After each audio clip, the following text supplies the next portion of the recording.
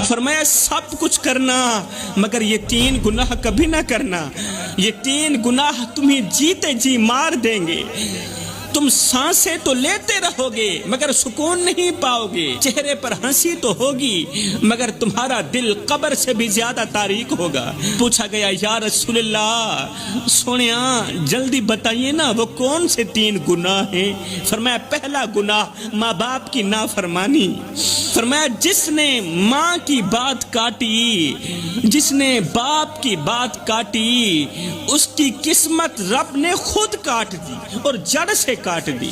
جس کی زبان سے بوڑھے باپ کے لیے سخت الفاظ نکلے، اس کی دعائیں آسمان تک نہ پہنچی۔ ماں کی آنکھوں سے گرنے والا آنسو تمہاری پوری نسل تباہ کر سکتا ہے۔ خدا را اپنی نسلوں کو بربادی سے بچاؤ، تباہ کرنے سے بچاؤ۔ ماں کی آنکھوں سے آنسو مت نکالو۔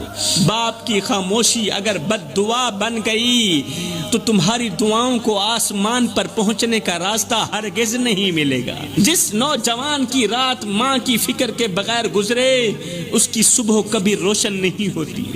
اللہ اکبر۔ میرے رسول کریم نے فرمایا دوسرا گناہ مر جانا، مٹ جانا، اللہ کے ساتھ کسی کو شریک مت ٹھہرانا۔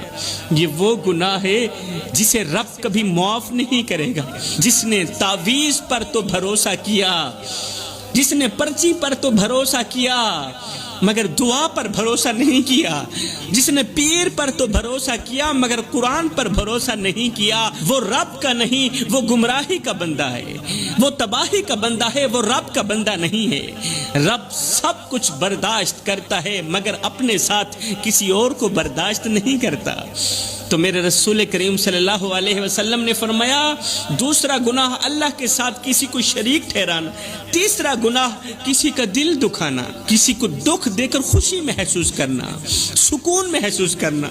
کسی کو اتنا مت ستاؤ کہ وہ اللہ کے سامنے تمہارا نام لے کر رو پڑے، کیونکہ جب مظلوم کی آہ عرش تک جاتی ہے نا تو ظالم کے محل مٹی میں ملا دیے جاتے ہیں، پھر طاقتوروں کے محل مٹی میں ملا دیے جاتے ہیں جب مظلوم کی آہ عرش تک جاتی ہے۔ وہ آنکھ جو رات کے اندھیرے میں بہتی ہے، وہ دل جو بے آواز تڑپتا ہے، وہ لب جو کچھ نہیں کہتے مگر خاموشی سے بد دعا ہی دیتے رہتے ہیں، قسم ہے اللہ پاک کی ان کی فریاد عرش کا دروازہ جا کھٹکھٹاتی ہے اور اپنی بات منوا کر ہی دم لیتی ہے۔